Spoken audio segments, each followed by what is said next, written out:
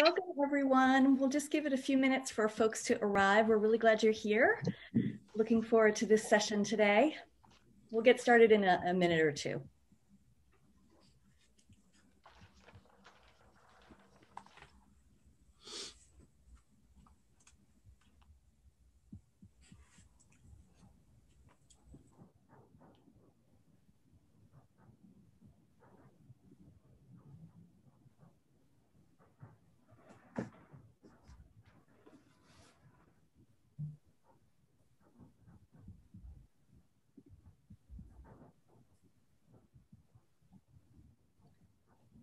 Again, welcome everyone. We're really glad you're here.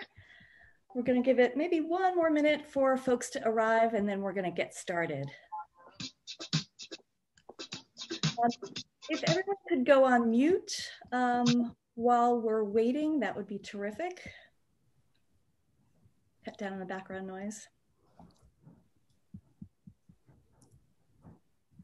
All right. What do you think, Mari, Holly? Shall we go ahead? Yeah, it looks like we got a good group here. Awesome. So let's start with some introductions. Once again, welcome everyone. We're really glad you're joining us today for this session where we're going to be talking about inclusive learning environments. I'm Dr. Martha Bless. I am an academic director at ACUE, the Association of College and University Educators. And I am also an adjunct faculty member, so I'm still in the classroom at Southern Connecticut State University, where I live and teach. And I'm joined by my two friends, Mari and Holly. So Mari. Thanks, Martha. I'm glad to be here. My name is Mari Morris. I'm a registered dietitian, nutritionist, but also adjunct faculty at Santa Rosa Junior College. So I work out in the field, in the medical field, and I teach. And I've been lucky enough to go through the ACUE program in the cohort, but also as a facilitator. So glad to be here. I'll pass it off to Holly.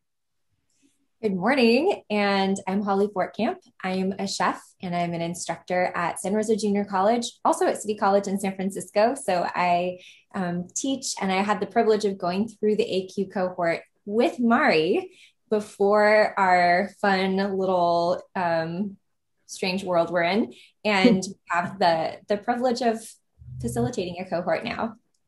We're happy to be here with you this morning. Great. So one of the things that we're going to be doing throughout this session is modeling some of the practices that are in the ACUE course, specifically about inclusive learning environment. So our first activity, I'm going to turn it over to Holly.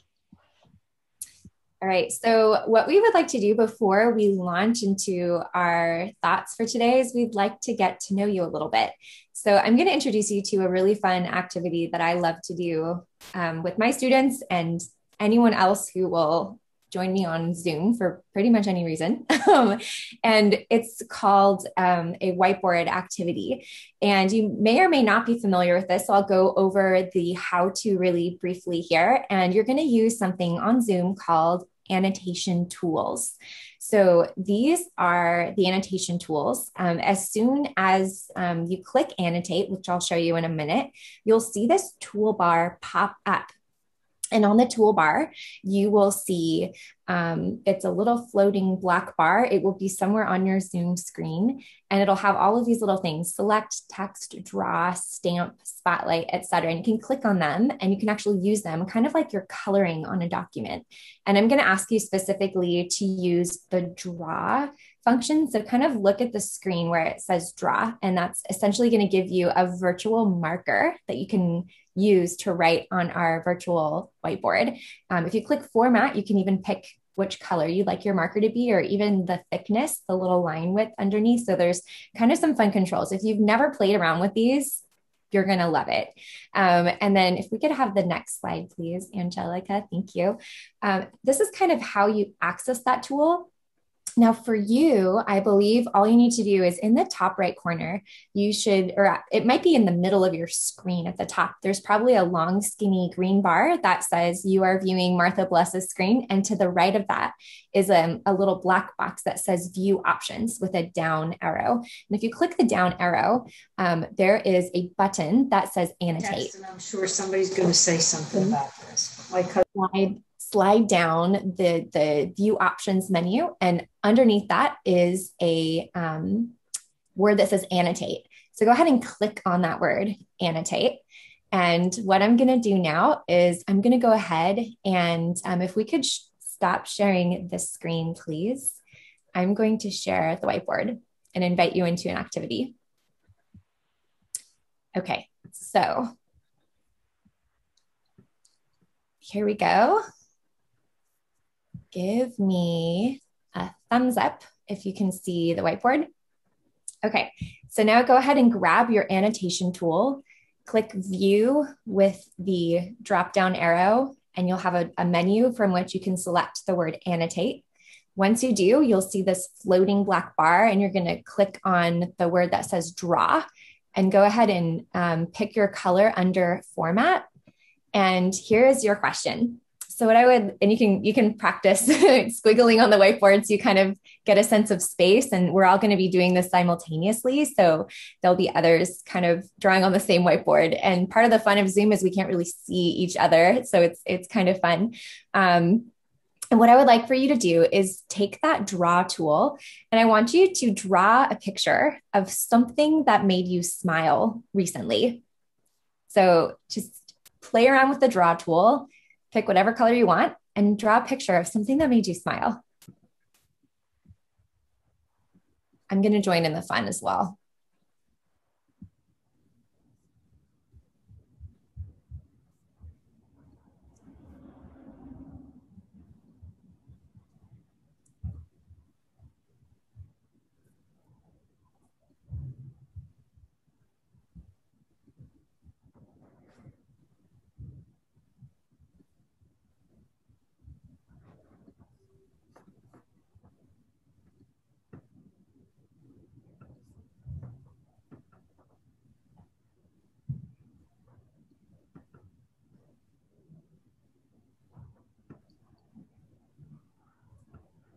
So if you're just joining us, welcome. We're glad you're here. At the top of your screen, there's a little green skinny bar that'll say you are viewing Hollie Fortkamp's screen. And then next to that, there is a word that says view options and a downward arrow. If you click on the downward arrow, there will be a drop-down menu. From the drop-down menu, select the word that says annotate, and it will pop up this floating bar with some tools, and you can actually color on our virtual whiteboard. And our opening activity is this question, or this statement rather: draw me a picture of something that made you smile recently. And if you click on the word draw from that floating bar menu, and then you can click format and change your color, you can color on the whiteboard something that made you smile. And this is not an art class, so no pressure, just something that made you smile. And you can keep drawing if you're just joining us. And we'll give you maybe a minute or so to finish up those drawings. This is already making me smile, so I hope we can grab a screenshot of this, and we'll save it for later.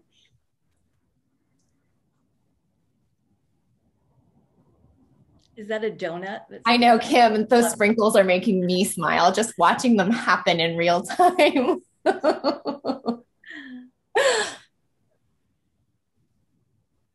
This is pretty great. Also, the sunshine is really perfectly placed over my drawing. Thank you to whoever did that.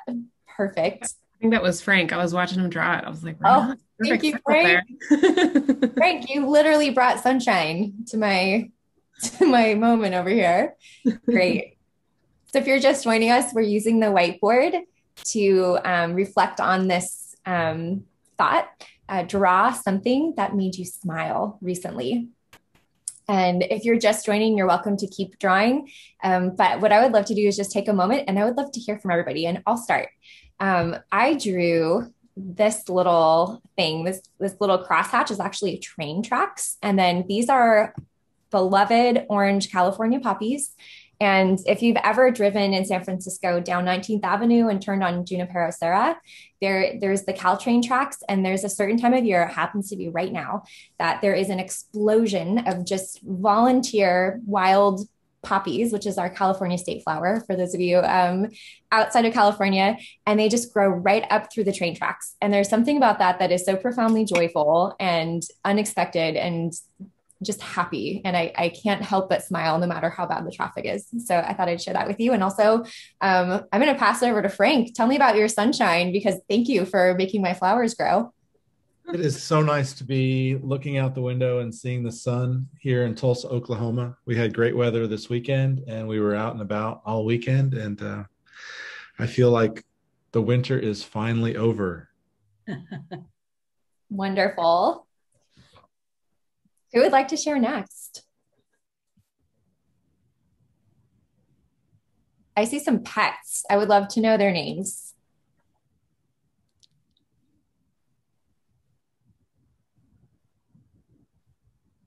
I'll share. I have 2 dogs and a cat. I'm just not good at this drawing thing. But Chester, Ray, and Taylor, who are always near me when I'm working, usually vocally, which is great when you're teaching a class and your cat comes up to tell you that she's being ignored.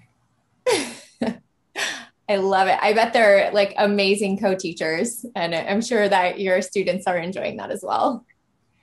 It's one time I was in the middle of teaching and it was like this concept that was really hard to understand and the cat just jumped in. Right into the Great. Perfect. I love it. Love that. Teachable moments right there. Well, I have a cat named Chester too. So that's my kitty, purple kitty. I have 2 kitties, one named Blue and one named Chester, and same. I think I figured it out that when I'm alone in the room and on Zoom, the cats think I'm talking to them because there's no other human in the room, right? So I must be talking to them. So that's why they keep coming on camera. So great. Any other pet pictures or non-pet pictures? I see another sunshine and I think I see a donut. I would love to hear about these things.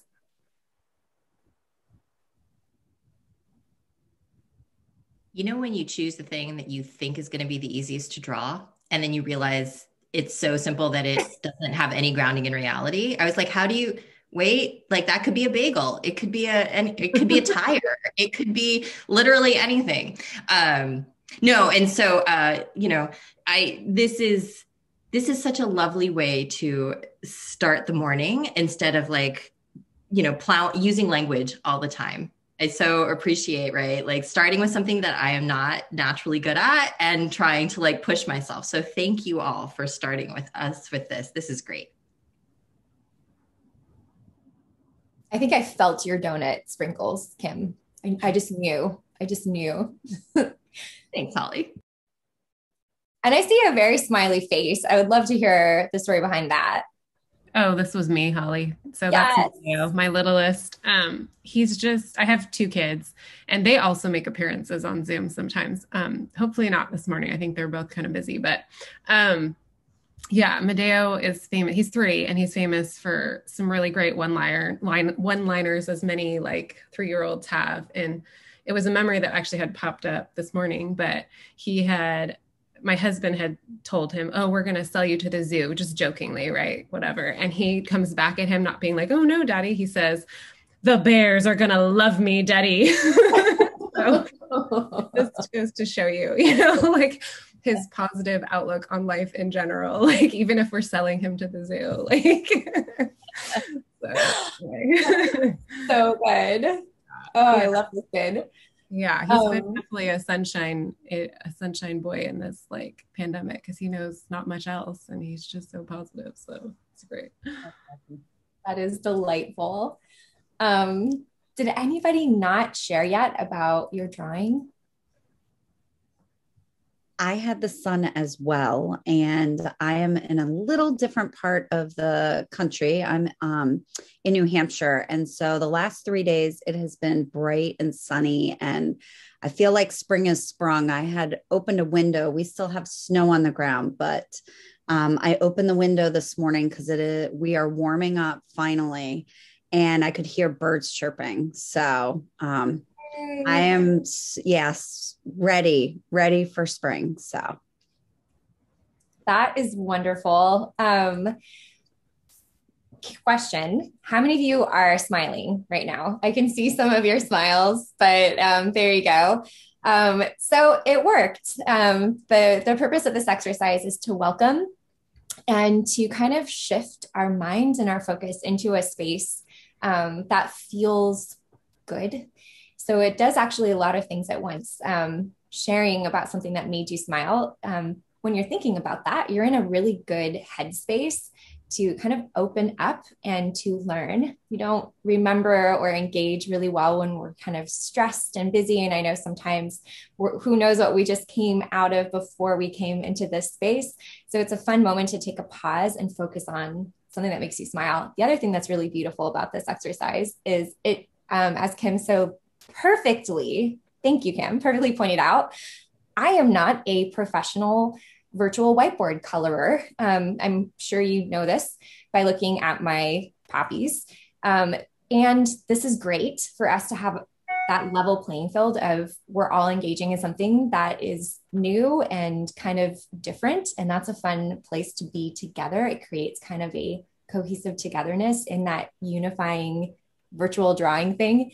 The other thing that's fun is as you're talking about something that makes you smile, I've been watching you. Someone else is smiling because you're actually connecting to things. Anybody who has a pet, or even if you don't have a pet, you're connecting to that moment of the cat jumped in front of the screen. The sun just came out. Sprinkles on donuts. Like, who is craving a donut right now? It's incredibly powerful, these things. And how many of you feel a little bit of a connection with at least one other person on the Zoom call? So there you go. In just a few moments, we've warmed up your brain. We've brought you to a space where you can smile and you can connect with someone else. And so that is just one little tool that we like to use. And we kind of want to put our money where our mouth is and say, you don't need permission, certainly, but we want to give you permission to take some time and invest in building community and welcoming people. Before content, we really want to get to know you as a person. We're glad you're here and we're going to be in this space together. So we would love to know what makes you smile and to invite you to this learning experience together. And that is just a simple way to do just that. So welcome. You certainly made me smile and hungry for donuts. And now I need to see everybody's pet.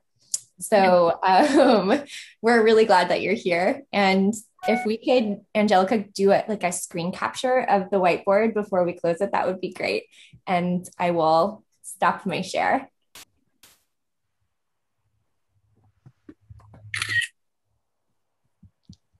Perfect timing. All right.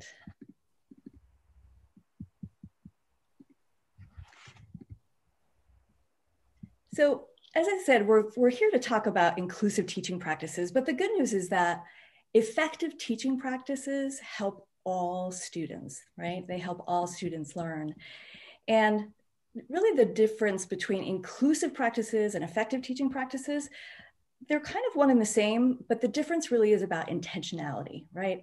If I intentionally set out to create an inclusive environment where everyone feels welcome, everyone feels valued, then I'm using my effective teaching strategies in a way that is going to combine to create that inclusive teaching environment, inclusive learning environment. So it's both the what and the why, right? The what is, what practices can I use? For example, welcoming folks in, doing a check-in, how is everybody feeling, connecting your students to one another and to yourself. That is the what, right? And the why is for inclusive purposes, right? So that everyone feels welcome and valued. And so with ACUE, one of the things that we did early on, and this is a part of our mission, right? It's why we do what we do, right? So there's a lot of initiatives going on at campuses across the country and a lot of really good things like advising, right? Better predictive analytics, we're being data-driven, right? We need all of those things, right? But one of the things, in fact, for me, I know this from my students, is that the thing that's going to make the most difference for them is the relationships that we build in our classrooms to make them feel valued and welcome. Without that, there's a higher possibility of them just kind of giving up or dropping the class, you name it, right? So our mission really is to support student success through effective teaching practices that create equity in your learning environment. And so that's what all of our courses do. We set out to kind of look at the connection between the effective teaching practices in the ACUE courses and what the literature says about inclusive practices. And so we created this document that actually Angelica is going to post a link to the document in the chat where you can find the document. And what we looked at was all of the various modules and practices and did a crosswalk between those and the literature. And what we found was that, in fact, all of the practices that faculty learn in our courses are actually cited in the literature. So it's things like getting to know your students, which we just did, right? Doing check-ins for that affective perspective from your students. Creating a growth mindset, right? Ensuring that all of your students understand that struggle is an important part of learning and that it's okay, right? Creating opportunities for students to resubmit or revise work that you've given feedback on. I do this for my students I teach a freshman English comp course, right? And so I always say to them, if you get a bad grade on one of your papers, but I've given you feedback, you can revise and resubmit it, and I will revise your grade, right? That's what learning is all about. So those equitable practices are effective teaching practices, and you can look at those in this crosswalk document that we've put together. We also, in all of our courses, want to gather the data, as I said, be data-driven. And so we have an evaluation framework that we use for all of our courses, and it's a 6-level evaluation module or framework, which you can see. And again, Angelica will post a link to this Connecting the Dots report that outlines this evaluation framework. And this is really important because it's the way that we can understand and know the value of these effective teaching practices. What is the impact that they're having on faculty, yes, but also students. So on the faculty perspective, and I've worked with many, many cohorts now over the 5 years that I've been with ACUE. And one of the things for me that's been most gratifying and really humbling is to hear from faculty, even veteran faculty, who will say, you know, I've been teaching 20 years, I took this ACUE course and oh my gosh, it's changed my world. Like, I love teaching again. It's reinvigorated my love of my students and my classroom and my teaching. And we also hear from students who say, yeah, these practices really make me feel like I should be here, right? I am meant to be here. I can succeed. I can grow. I can learn, right? No matter who you are or what your background is. And so with our evaluation framework, we can look at those data and really understand the impact that this learning that faculty are doing is having on not only themselves, but also their students. So we have two courses in effective teaching practices that are 25 modules of content. And what we've done is broken those full courses up into 4 micro-credentials. So taken together, if you do 4 micro-credentials, you earn the full ACUE credential, which is also co-endorsed by ACE, the American Council on Education. So it's a nice thing for faculty to have on their CVs. That says, you know, not only am I an expert in my field, but I can also teach, right? I also understand how to teach my content. And so these are the 4 micro-credentials. And we have one course that primarily focuses on face-to-face classroom teaching. When we're back there someday, I'm hopeful. And then we have another course that focuses on online teaching practices.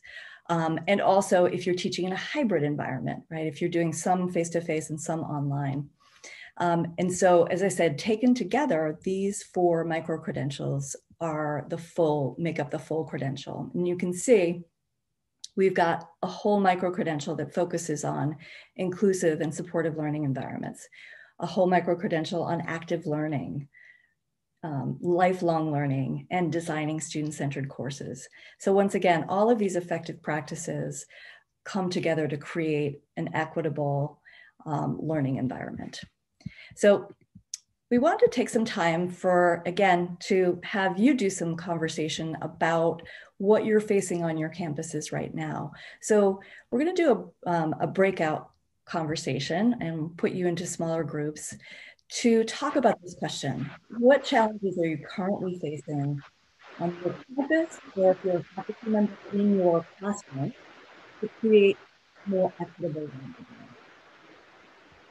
So I'm going to start my share and go ahead and set up those breakout rooms. Yeah, so I can open up those breakout rooms now. Great. Thanks, Angelica. But one thing before we send them, just make sure that you check in with each other, introduce yourself. It's so often we get to the content. Feel free to connect with each other. This is an opportunity to network as well. So feel free to introduce yourself, take that first minute to greet each other, and then go ahead and talk about some challenges that you're facing or things that you're hoping to find solutions for in those challenges.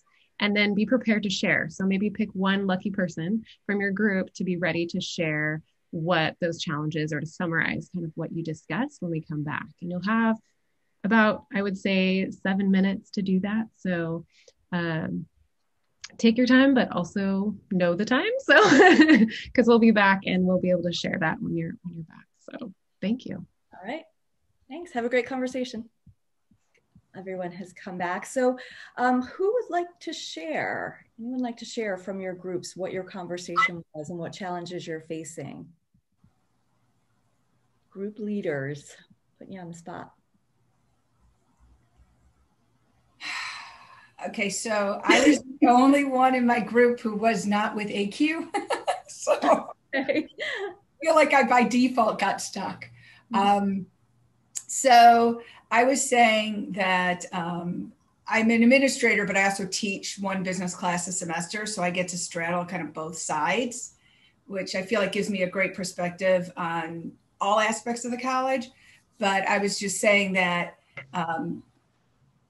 I've learned that it's about making sure the students understand what I'm teaching in business and applying it. And especially with the pandemic, I'm not a strict teacher and I just want them to learn it. So if they miss deadlines, if we need to work, if I've been sending emails out, I see you're doing poorly. Like I've gone from being non-strict to almost like, I just want you to learn this. I don't want to trick you.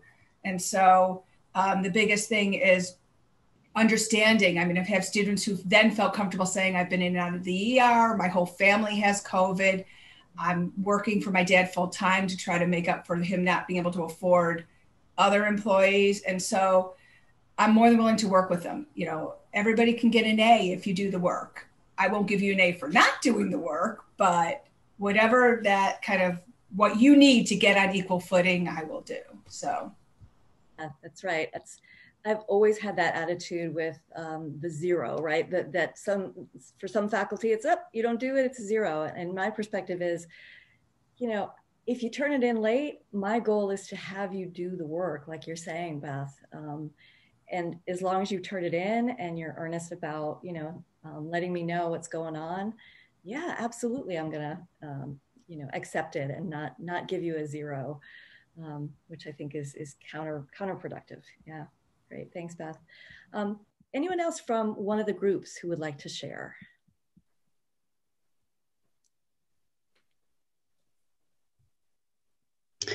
Well, I'll share. We were in group 5, and we had Margaret and another gentleman, I can't remember his name, and Karen. Margaret was an administrator and Karen was a classified. So we had a very diverse, and the other gentleman actually had been doing ACUE for some time. I actually finished an ACUE training through San Francisco State and really felt it was a great training.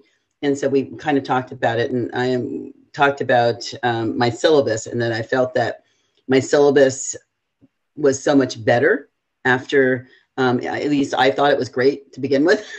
I found out it wasn't as much. So it was things like that, things you didn't think about. We had an accreditation. I work for City College, and we had an accreditation recently on a medical assisting program. And one of the things that they had concerns about was the syllabus for each person, each faculty member. It was very different. And that made finding information really difficult. And we were talking about that. I hadn't even thought about that. That wasn't something. And I remember talking about my syllabus. I started putting all this grading information that I got from ACUE. And so that was part of our discussion about how the syllabus is such a tool that students use and trying to make them uniform. That's terrific. Thank you for that. And congratulations on completing the course. It was great. Thank you, Dory. So actually that's a good segue to the next piece of our session today, which is we wanted to give Hollie and Mari a chance to talk about their experience from both being an ACUE course taker, but also from the facilitation side of things. So my first question is really, can you talk a little bit about the importance of faculty using these inclusive teaching practices? What does it do for students? Yeah, so I think, personally, and what I've seen in the cohort too, is just we're having more joy in learning, and even a not very joyous time for a lot of people. I know here in California, we've dealt with pandemic, but also fires, and just seeing not only faculty, but students being able to persist because of some of these practices that people are implementing. I know that's true for me, and it's making my job, even in difficult times, a lot more rewarding, because I feel like I am able to support my students, all students, no matter what level they're coming to me at, I can meet them where they're at. And so that's been, I think, the biggest thing. And for me, I'm much more empowered as an instructor, so I can be more effective for my students because I know, okay, these things I was doing right, and this is evidence-based, and wow, okay, just like Dory was saying, like with her syllabus, oh, wait, there's other ways to do it, or, oh, this might be helpful. This would also add to the experience, make it more effective, make it a living document, making it something more interactive for students and not just something like, here, throw this away kind of thing, right? It's little things like that that make a huge impact. And that's what's the nice thing about these ACUE courses, because it would be a really big lift to revamp your whole course or all your courses.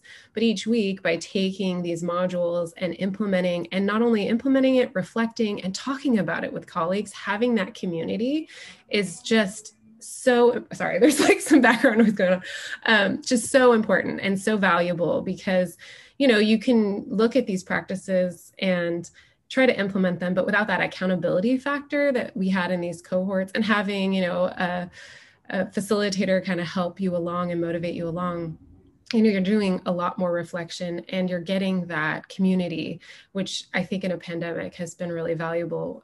What would you say, Hollie? Was that your experience too?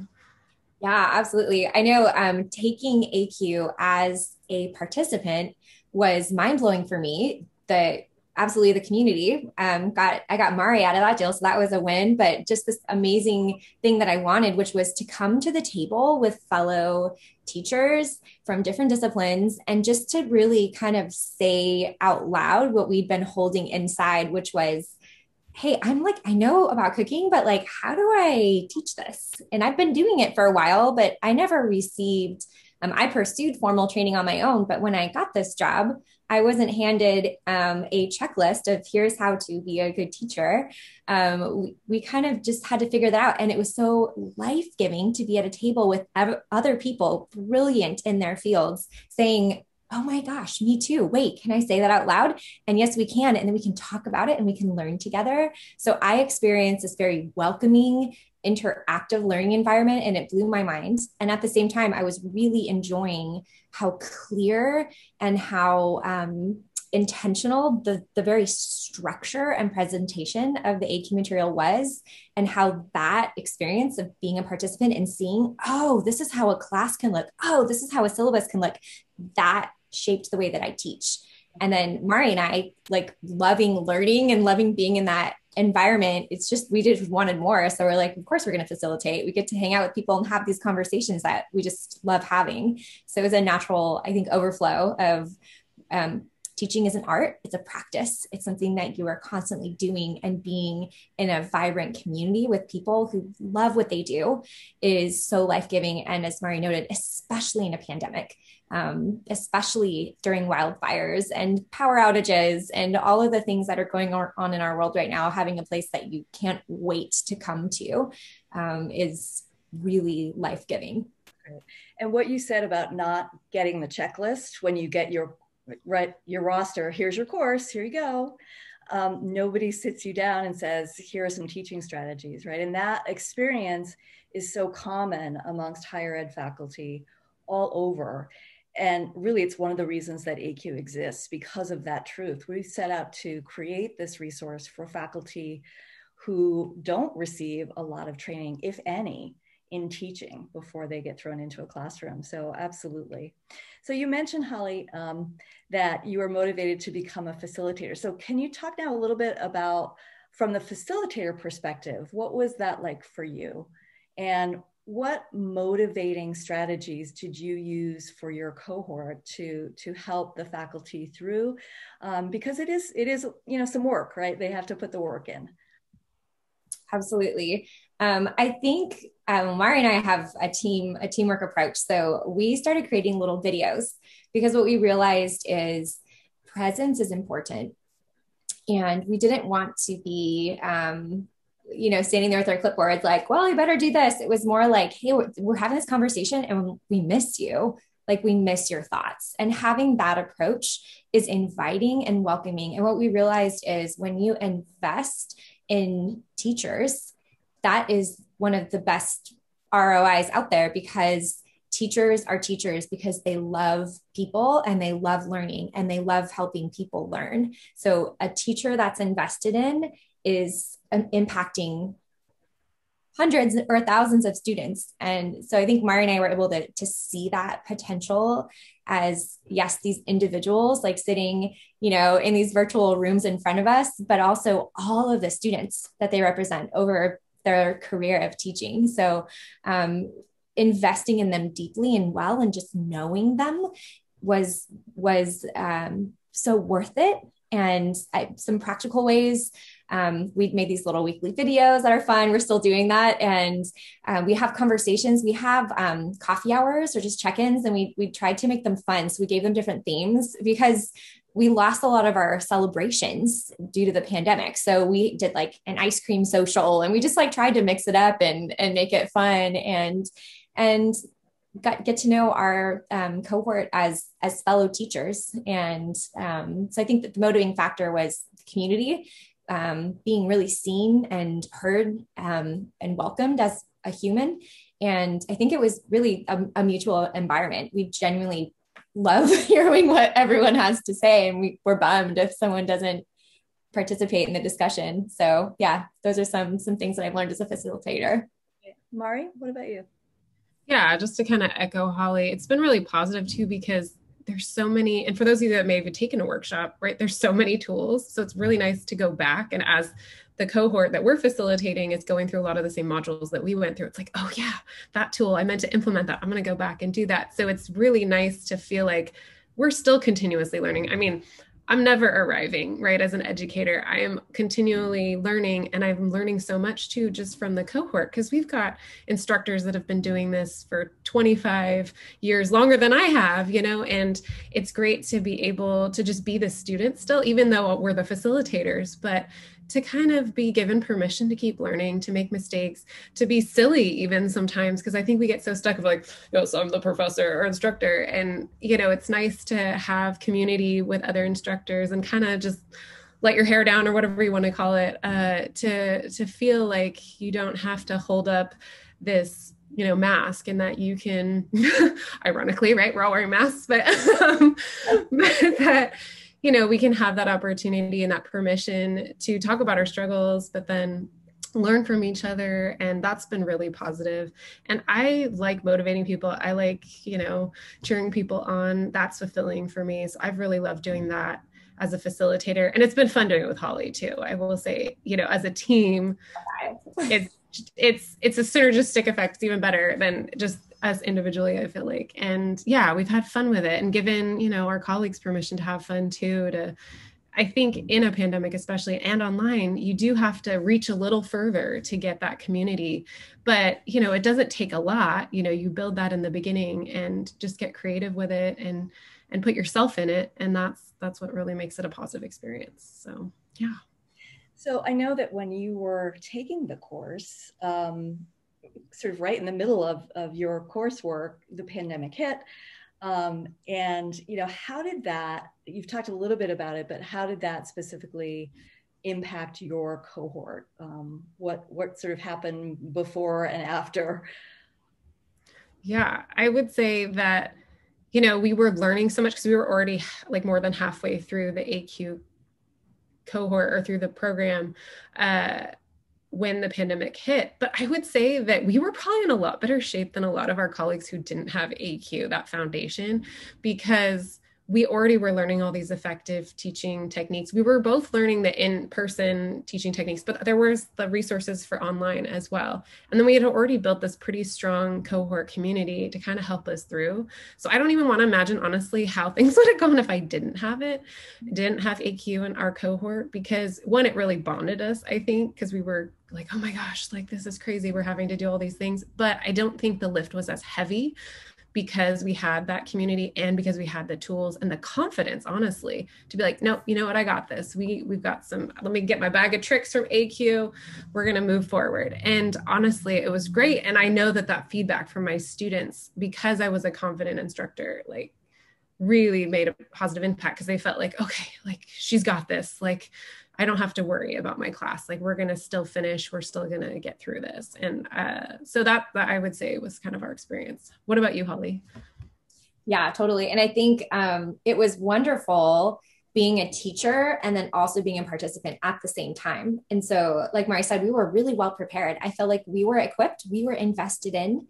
And so we were able to equip others. And I was able to help my departments get their classes online because I felt, and Mari, you nailed it, I felt confident. I felt like, oh, this isn't scary. I've done this before. We got this. You can do it. I can do it. You can do it. And so it really is the gift that keeps on giving, because I'm able to offer that to my students, but then also to my colleagues. And one thing that I really enjoyed is getting to watch from a participant view how to gracefully pivot.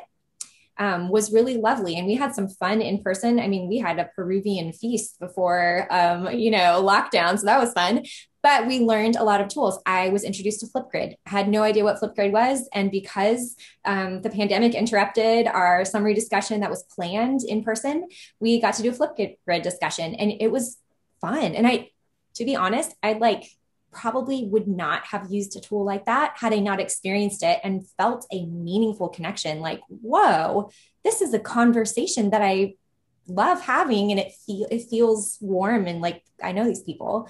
So that was a game changer for me. That allowed me to see that model, that not just the tool, but the teaching practice wrapped around the tool. And then I was able to grab that and take that into my classes. So it was in another level of learning, because I feel kind of like a bonus, Mari. I don't know if you feel this. I feel like I got to take the ACUE cohort, but I also got to take how to transition in Pandemic 101 for free. So that needs to be a badge. Totally.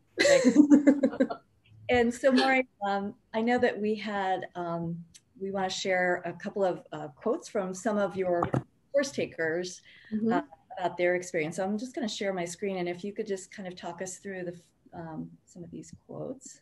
Definitely. And they actually work as a really good way to summarize kind of all the things that we've been talking about. Specifically, a lot of these quotes we pulled were kind of around creating an inclusive environment, because that's why we're here, right? But I think the biggest thing with ACUE is, for a lot of folks, it's the awareness. Now, I know with the macro and micro credential, the full course and the shorter course, the focus may be a little bit different, but with both, you're getting a lot on equity, because that is about inclusive teaching, about effective teaching. I mean, they're one and the same. But I think for a lot of folks, we all have good intentions. We want our students to feel belonging and valued and included in our classroom, but like the how to, right? That's the challenge. And the nice thing about ACUE is it's giving us that. And we're seeing that in the feedback from our cohort. And, you know, in simple things like rewriting your diversity statement and reflecting upon the text you're using, like, gosh, my students aren't represented in this text at all because it's written all by white guys, you know, which may be some of your students, but not all of them. And so, you know, actually being aware of this is huge, right? That's the first step for anything. And I think that's the really beautiful thing that's built into ACUE and these modules that we do, is to reflect and become more aware of those things so that we can make these changes and not just be performative with our inclusivity, to like really actually make some meaningful change in our classrooms. And the next quote, actually, we're seeing, as we mentioned before, the ripple effects. So for us, right, you could tell that we're empowered, we're excited about it, we're smiling when we're talking about it. But the cool thing is we're bringing this back to our communities, to our colleagues, to our department meetings and sharing. And like Hollie was saying, like helping her whole department, like get this stuff online or whatever the tools that we're getting.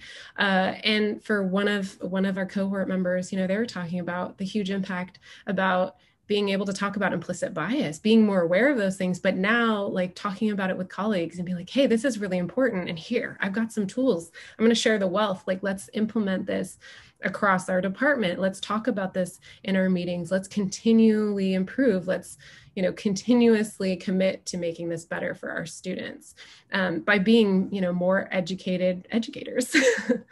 And then I think too, we're seeing that we're bringing more of ourselves to the classroom as educators through these tools, which is really important because we have this unique perspective, but also by sharing that with our students, they're going to be empowered to belong as well, because we're, you know, willing to be silly or ourselves, or, you know, just own up to the reality that we're living in. I mean, I think we're in a time now where we're in each other's homes, right? This is a whole different level of vulnerability in a lot of ways. And I think just going with that, but also, you know, helping bring that to our classroom, use that as a strength, right? That we can bring ourselves to the classroom, bring that permission for our students to bring themselves to the classroom and see themselves belonging in our classrooms, whether it's online or in person one day again. And so we're seeing our colleagues, you know, implement these things and feeling the permission to share these things that, okay, hey, this is a status quo, but it doesn't always have to be that way, especially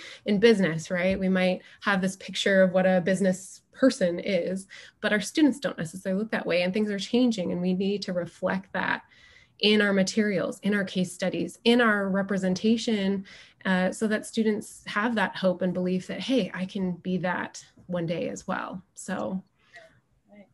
And I should just mention that these quotes that we're looking at are examples of the written reflections that faculty create and submit as part of their work in the ACUE course. So what we ask faculty to do, if you're not familiar, is to choose a practice from each of the modules that they're engaging with and try it out in their classroom, and then write a reflection about that experience.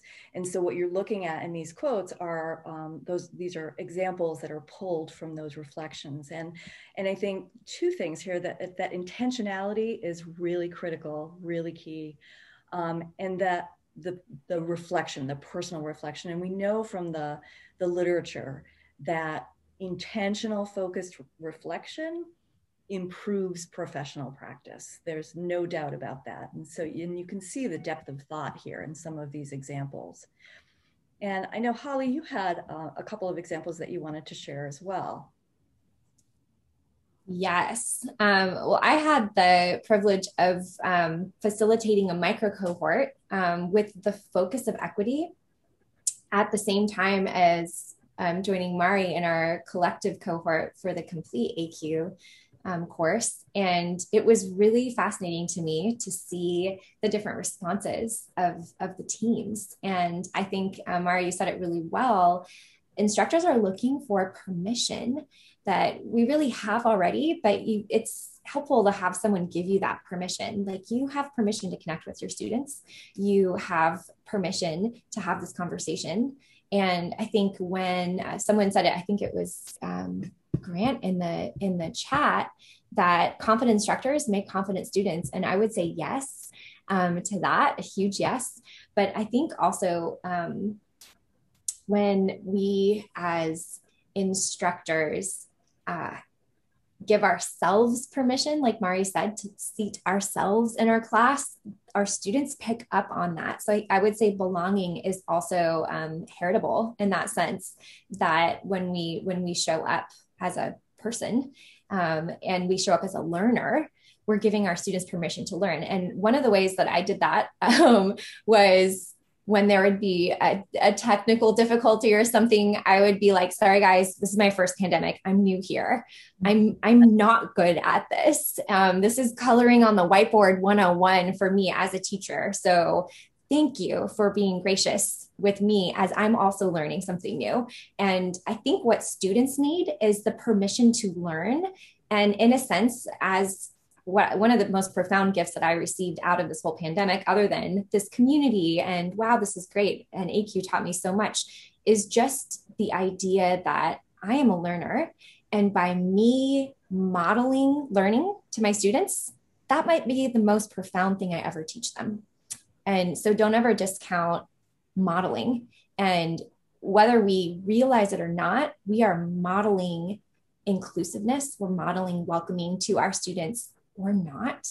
And that's something to kind of be aware of, not just the content, but how you personally are showing up and interacting with your students. Even in an asynchronous class, even if you never see their face, you are interacting with your students. And so that was a huge gift for me. That's great. That's terrific. So, as I mentioned when we started, one of our goals today was to model, as Hollie mentioned, some of these inclusive practices. So for example, in that opening activity, we wanted to check in and see how everyone's feeling and have that collective experience of, raising all of our spirits through drawing, right? We put you in those breakout rooms so that you could, again, introduce yourselves to one another and get to know your fellow colleagues in this session, just as we might in a classroom, to promote and encourage those student-to-student relationships, right? So what you're looking at here are just a few of the things that we think about as effective teaching practices that, used with intentionality, also become inclusive teaching practices. All right, and I'm going to hand it over to Hollie for our next breakout session. All right. Thank you, Martha. So if you have taken the ACUE course or any ACUE course, this will be very familiar. This is going to be your plan to implement. And if you haven't, welcome. This can be your very first plan to implement, hopefully first of many. And this is a fun way to take what we're thinking about and just put it down on paper, so to speak. So we're going to write it down in a conversation. Feel free to jot it down on an actual piece of paper or an app or however you keep track of your notes as well. And we will be kind of discussing this later. So hint, keep track of that somewhere. So you can write down your thoughts or you can verbally write down your thoughts and conversations with others. And I kind of like to think about this. Martha and Mari and I have kind of been showing you our Legos, ooh, here's this one and here's this one. Isn't it cool? And I kind of want you to take them and be like, what can I build with this? I want to make something with this. So go play with your Legos and we'll see you in a few minutes. And we're going to put you in new rooms so you can get to know new people. So feel free to introduce yourselves again and discuss what kind of tools do you want to start using? What are you excited about implementing? Yes. And there might be a very real and very upcoming moment when you're going to be like, oh, I can use that right now. It's magic. I don't know how they do it. It's ACUE magic. They just make it happen. Everyone. Does anyone want to share something that you're going to try, something that you're going to implement, or an idea that you're going to bring back to your campus?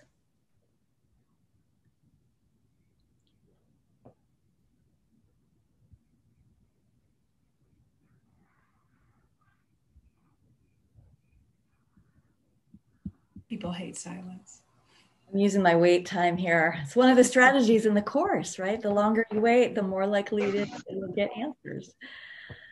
So I know in our conversation, I was with Dory and Margaret. Dory mentioned that she's really, really interested, having taken the face-to-face course, is really interested in now pursuing the online course.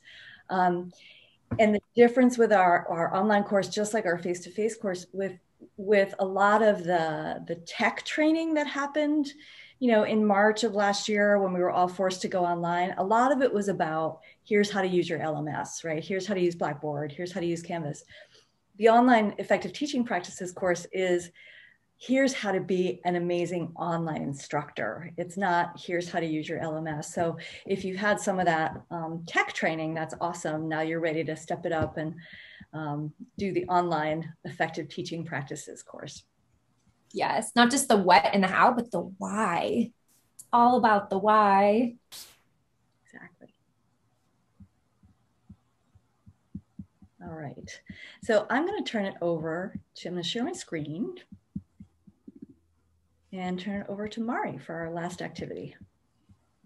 Great. Thanks, Martha. Yeah, so this was a way to summarize kind of what we've done and what your takeaways are, how to zoom out of here, but zoom out what you're thinking in the future. And it's your exit ticket. So for those instructors here, maybe familiar with it, right? It's kind of their ticket out of the classroom. It's the last ask that we have to kind of either check for understanding, check for the muddiest point, right? With something that's not clear for them. So then we can use that feedback in our instruction in the next class, or what they felt was most important. For today's purpose, we're going to do a chatterfall exit. So let me first describe what a chatterfall is before we get into it. So a chatterfall is in the chat, and hopefully if we do it right, it's going to look like a waterfall of sorts of chatter in the chat. And so don't press enter. I can't repeat this enough. Don't press enter until I tell you. I'll give you about 2 minutes to answer this question. Now you've already had a chance to think about it on your own and discuss with some colleagues here in this meeting, but what's something that you're wanting to implement, or something, what's your biggest takeaway from this meeting today as you've experienced it? We'd love to see. So I'll give you 2 minutes to write it in the chat, but do not press enter, because I will give you a countdown. I'll give you a 30-second warning, and then I'll count it down from 10, and then we're all going to hit enter at the same time. Okay, so let me get my timer going. I'm going to stop my share so it'll be easier to see the chat. Yeah, thanks, Martha. And we'll go ahead and start. So go ahead, you got 2 minutes, no pressure. And I'll give you a 30-second warning and a 10-second countdown.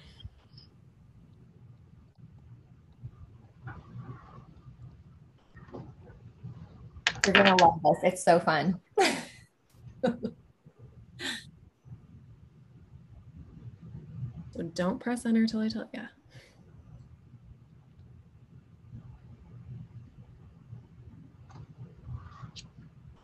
We have to give credit to this one to Xavier, who was our ACUE facilitator. He taught us this, and we are like, oh, new toy. We're going to share it with everybody. Because we're always looking for new ways to do the same things, right? The function of having people summarize and reflect on what they've learned. So new shiny for you. Fun. Very spring 2021.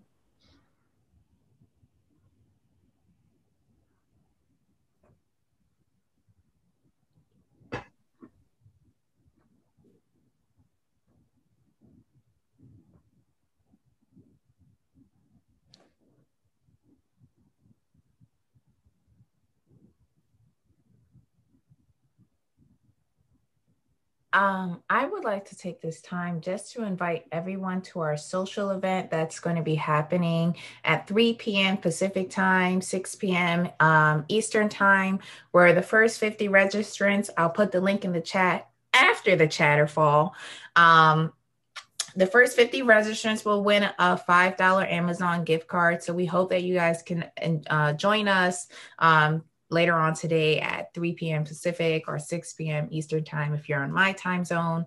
And I'll put the link in the chat after the Chatterfall if you guys are interested in joining. But we hope to see you there to continue the conversation. This is going to be an engaging, interactive networking activity where we're going to celebrate resilient CTE professionals because we know you guys are doing such an amazing job and just trying your best, and it's your best. And it's just going to be like kind of recognizing all the hard work that you guys do. So we hope you can join us. And I'm going to be quiet now because I'm sure 30 seconds is about to come and Mari's got to do the announcement. Yeah, it's been 30 seconds, but we'll just start the 30-second countdown now just to make sure everybody's got enough time. And then I'll give you a 10-second countdown. But thanks for sharing that, Angelica. I'm definitely going to try to show up at least for a part of it. So same. Who could miss a good toast? I'm going to bring some toast. Okay, I might also just have some toast. Okay, so there's your countdown. 8, 7, 6, 5, 4, get your fingers ready. 3, 2, 1. Go ahead and hit enter. And there it is. It's a little waterfall maybe, or a little chatterfall this time. But this is a tool you can use with your students too, or in a meeting, right? So let's see. Yeah, Christine, that whiteboard is pretty fun, right? It's a great way to break the ice, and a different way too, not just making everybody talk. So what else do we got here?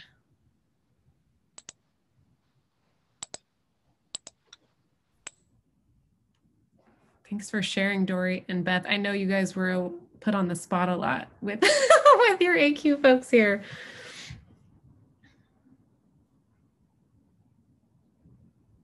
Yeah, I think Beth had talked about it a lot in our group, but yeah, just making students feel like you're approachable, and that to help them feel included and to persist in the classroom is really key.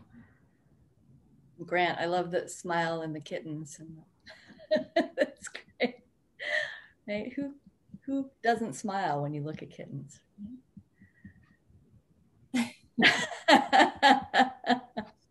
Can I say smile? I love it. All right. So, good to see your smile too, Grant. Thanks for turning the camera on. It's always nice to put a face to the name. Smiling at the end of the workshop. I think that's the goal. Yeah. So just as a reminder, these are some of the tools that you can see in the chat that Angelica put the links to. So that crosswalk that I talked about at the beginning. We also have an inclusive teaching practices toolkit right on our website. So there are at least 10 tools in there that are accessible. They're free for everyone to go ahead and access. And these are things that you can do in your classroom tomorrow, right? And then other webinars that talk about inclusion and inclusive practices you can find on our website. So all of those tools are there for for you and your faculty if you're an administrator. So share. And we wanted to end by giving you an opportunity to ask any questions that you have before we say farewell. And again, I'm like the champion of wait time. As I say to my student teachers, like, embrace the awkward pause. It's your friend.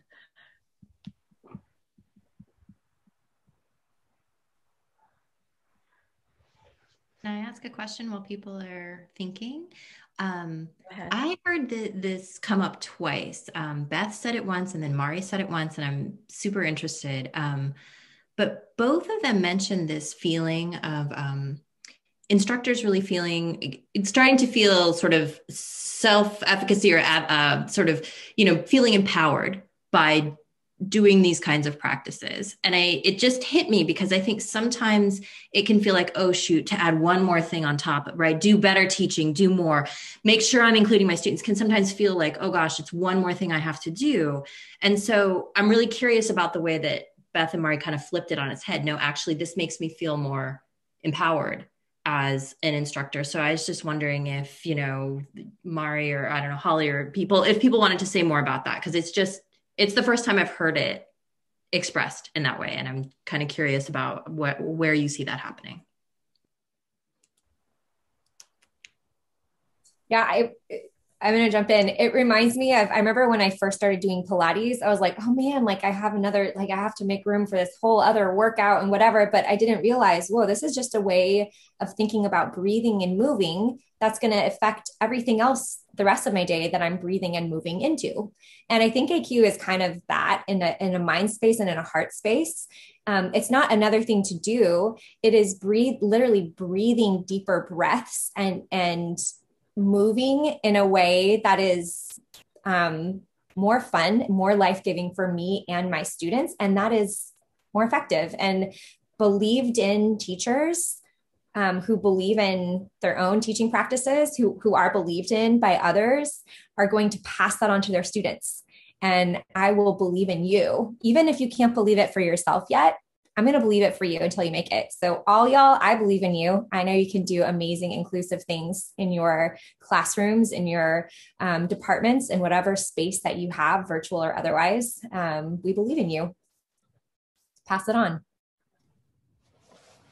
Yeah, I think that's so true. And I think just being willing to say, you know, I'm not perfect or, you know, but I'm going to keep trying is a great thing to, one, lower the expectations for yourself in a way, not in a bad way, in a way that's like, you know, we don't need to worry about the emotional labor putting towards like, oh, is this good enough? Right. You have that confidence, but also the willingness to fess up if you made a mistake or like, hey, you know, that really didn't work. So we're going to do something different now, and to be flexible with that and have that agility now with these tools to be able to deal with a pandemic or whatever challenges that the students might face, to also help them stay in problem solving mode and not succumb to like all the emotional regulation that we tend to do in these really stressful times. And so that's been really, I think, powerful too, in just being able to be human and ask our students to do the same, because I know my students have definitely been more open and vulnerable, whether it's because of the circumstances or because I've been that way too, be like, hey,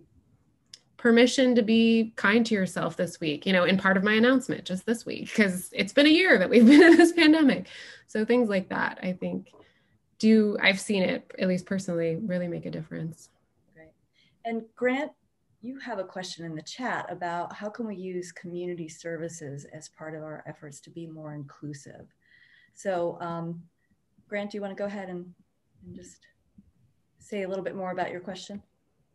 Yeah, maybe it's not as clear as it could be, but one of my concerns is part of our challenge to have our students feel more included is when they have bigger issues in their lives, home, housing insecurity, food insecurity, mental health challenges. And I'm just wondering what techniques our experts on this panel have used when they've been faced with that, because I can smile and all of the strategies that you have so wonderfully reviewed today. But at the end of the day, Maslow, peeks his nose in the tent and says, but what about when I'm hungry? And I'm just wondering if we think about including students, do we look at those kinds of fundamental issues, and do we have resources where we can take away that food insecurity, that housing or whatever it may be, so that element's taken away so they can feel more comfortable in the classroom? Yeah, absolutely. So I'll jump into that one. And I know, so for myself at Southern and my students that I teach, any of those services. So one of the things I do at the beginning of the semester is make students aware of those services on campus. So we have a food, like a food bank, a food truck kind of a thing that comes. We also have mental health services. We have, a lot of those supports in place for our students. And for what I try to do as an instructor is to make sure that my students are aware of those resources that they have right on campus. And I'll turn it over to Hollie and Mari to jump in as well. Yeah, absolutely. I do the same, Martha. I have a module that has resources that I like refresh, and I check that the links are working. I make sure they're still like, how are they operating in the pandemic? Like be familiar with that, get to know like the leader in each of your local resources, have a conversation, and maybe invite them to speak to your class for a few minutes. But another thing that I do for all my classes, but I've especially focused on in the pandemic, is I do a check-in survey. So it's just my eyes that see it. I introduce it to my students and I let them know it's just for me and you to have a conversation. And it has really specific questions like, it's a space for them to just say whatever they want to say, do any of the following affect your teaching? And they can select or not as they're comfortable. And it gives me a window into their world, and it starts a conversation, and then I can connect them personally. It's not like, here's an announcement, these resources are available. That's great. That's a great first step. But another step that you can take is, Henry, I learned from your survey that you're currently unhoused. Would you be interested in hopping on a Zoom with my friend Janelle? And there's some really interesting options that maybe one of them would work for you. And how can we partner with you in this transition? Yeah, I would say that that's where you have to be really intentional, is being specific with your questions, because we could have the best of intentions and be like, hey, reach out if you need anything, blah, blah, blah. But they're not going to feel that open door yet unless you open that door first by asking them a specific question. I do something similar with my exam wrappers. So I give them like a post-exam survey, and it's like, what are things that are affecting your learning or affected how you took the test? I started doing this back before the pandemic, and my eyes were, and I'm a nutrition instructor, and my eyes were open to the fact that, oh my gosh, like almost half my students were distracted by hunger during an exam. They felt that it affected their performance. Heartbreak. So I started bringing food. I mean, that was back before the pandemic. So I would bring, and it was like dinner time, right? Like my class is an evening class. But, it informs our teaching, it informs how we're taking care of our students. And for me, it's not a big deal to bring food. I'm happy to share that, But now in this pandemic, right, resources might feel more scarce, but I've found that there's actually quite a few resources. It's just being able to know exactly what my students need. So like Hollie said, asking those questions and then connecting with those resources, but also having that in place from the get-go. I would say one other tool that I think is really valuable is creating that community. So students, at the beginning, I have students set ground rules, and oftentimes, they're setting ground rules to hold each other accountable. So if somebody's falling behind, or that they have a check-in buddy as a part of that ground rule in the class. So if we're going through a tough time, or if the power's gone out, then we check in on our buddy in our class, or, we notice you haven't been in the discussion. So it's not just me checking in on my students, but they're starting to create this culture of checking in on each other and helping each other along as well to persist, because I find, I'm not everybody's cup of tea. I hope to be mostly for my students, but I can recognize that maybe they would feel more comfortable talking to one of their peers about something like that. So just giving them those resources I found have been helpful. It's not perfect by any means, and we're still improving upon it, but I've seen that be really beneficial. Yeah, great question, Grant. And just super quick, Mari, on that, something that I did this semester that I'm like, why didn't I do that earlier? Like, so proof that we're still learning. I made a discussion for students to talk to each other about resources they knew about that maybe I didn't know about. And they might feel comfortable talking to each other about something that they might not write and send to me. So that was a new one for me this semester. Well, we're about 3 minutes over our time. So I just want to once again say thank you so much for joining us today. And I know that Angelica has been recording this session, so it will be available if some of your colleagues weren't able to join us today. And I especially want to thank Hollie and Mari. Not only is it a joy to work with you, but I learn so much from you every time I talk to you. So thank you. And it's just been a really fun session, fun to be with you. Be well. I feel the same way. And thank you so much. And we'll see you soon. So lovely to meet you all.